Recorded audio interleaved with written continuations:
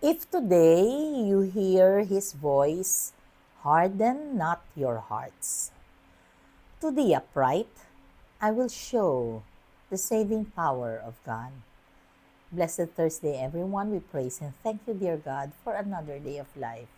We praise and thank you for the gift of love, the gift of family, of community, the gift of belongingness, and the gift of today. Today is a very special day because we are being reminded of God's visitation in our life. Na-recognize ba natin na tayo ay binibisita ng Diyos in our everyday lives? Yung Ebanghelyo pinapaalala na sinasabi ng Diyos that yung the days are coming upon you when your enemies will raise a palisade against you. They will encircle you and hem you in on all sides. Yung parang, kasi malapit na ang katapusan ng calendar year. Kaya naman, papasok na tayo. It's just but proper to prepare ourselves for the Advent season. So ito na yung talaga namang paghihintay sa pagdating ng Panginoong Diyos.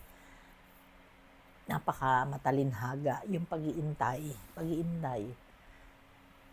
Dalawang araw akong nagtataas ng BP, actually 3. At si June naman ay nagtataas ng lagnat. When I was reflecting, sabay kaming may sakit. Magkaiba lang pero parehas na tumataas. Hindi ko alam. Sabi nila, pagod kami. Sabi nila, puyat kami.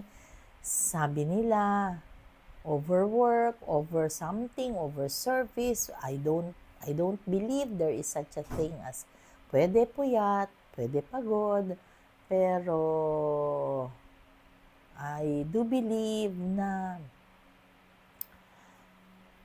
ako kasi hanggang sa kaya ko, ibibigay ko ang lahat. Well, sometimes hindi rin maganda kasi kung may sakit ka na, paano ka pa magsaserve? So, kung gusto mong mag-serve ng mas matagal, alagaan mo yung sarili mo. Yes, I agree on that. Pero ang sinasabi nga is, the Lord reveals His presence in our lives every single day sa lahat ng oras ng ating buhay. Kaya naniniwala din ako sa mga pagkakataon na binibigay niya yung mga hindi maganda yung pakiramdam mo o kailangan mo ring magpahinga para magpahinga ka nga. Kaya yung Diyos, alam niya kung ano ang dapat mong gawin. Ikaw, susuko ka ba? Hindi ka susuko kahit na ano ang mangyari. Nandito ka to serve and to spread love despite and in spite of. Naalala ko lang kanina medyo may kurot sa puso kasi parang hindi ko na elaborate. Basta merong nangyari na medyo may kurot sa puso ko na hindi ko rin naman gusto yung mga pangyayari. Pero syempre pagka hinahanapan ka ng butas, ikaw ang mali, ikaw ang may kasalanan. So parang ganun talaga yung buhay. Pero in spite and despite of, tatanggapin ko kasi ako nga yung may mali. Pero ang gusto kong sabihin is hindi naman talaga madali ang ginagawa natin na paglilingkod. In so many ways na naglilingkod tayo ay nasasaktan. Kaya palagi kong sinasabi, we are actually wounded servers. Nasasaktan tayo sa mga sinasabi ng iba. Nasasaktan tayo kapag ikaw ang sinisisi, ikaw pa yung may kasalanan. Nasasaktan tayo na hindi ka ina-acknowledge pero hindi natin dapat maging dahilan yun para hindi tayo mag-serve. Ako, ang motto ko sa buhay, hanggat kaya ko. Kaya kung ako'y tinatawag sa vicariate, hindi rin ako hihindi. Sa dami ng ginagawa, hindi rin ako hihindi. Bakit? Si Lord bibigyan tayo ng kalakasan.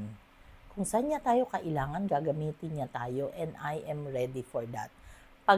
when it's the end, it's the end. Wala. Tinitingnan ngayon kung ano ba yung mga values na meron tayo, ano bang klaseng paghahanda ang ginagawa natin sa pagdating ng Panginoon, at ano pa ba yung gusto natin na matanggap para tayo ay mas maging mabuting tao o maging mas mabuting Kristiyano. Yun yung mga pwedeng mensahe sa atin dahil ano ba, nare-recognize mo ba ang presensya ng Panginoon o ang visitation niya sa iyong buhay? Ako kasi ramdam ko na yung Diyos, hindi man ako mayaman, wala man akong katulad ng iba, pero yung Diyos hindi ako pinababayaan. Pinagdadasal ko nga sana na maibigay ko kahit man lang ganito kakonti doon sa binibigay niya sa akin pagmamahal.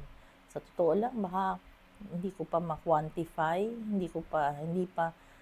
not enough. Kaya kahit na sabihin ng iba na ang dami mo serve ka kasi ng serve, pero sa totoo lang, not even enough.